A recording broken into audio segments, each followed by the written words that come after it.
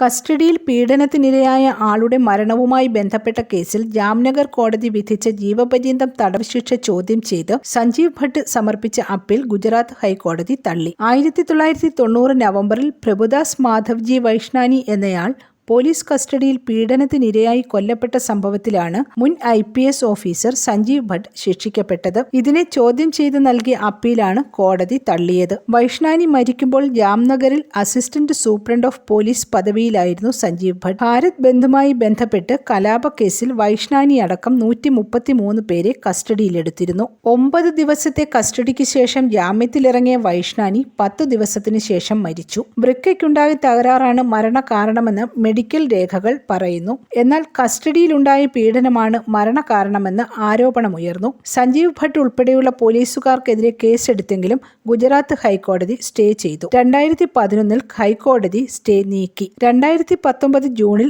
ജാംനഗർ ജില്ലയിലെ സെഷൻസ് കോടതി കൊലപാതകം ഉൾപ്പെടെയുള്ള വകുപ്പുകൾ പ്രകാരം സഞ്ജീവ് ഭട്ടിനെയും ഒരു പോലീസ് കോൺസ്റ്റബിളിനെയും ജീവപര്യന്തം തടവിന് ശിക്ഷിച്ചു. തുടർന്നാണ് ശിക്ഷയെ ചോദ്യം ചെയ്ത് ഹൈക്കോടതിയെ സമീപിച്ചത്.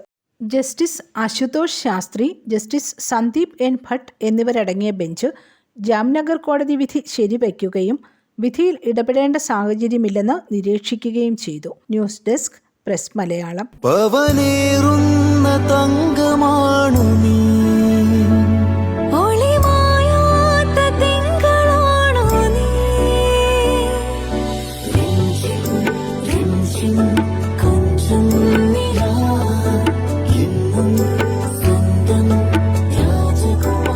Be a Rajakumari.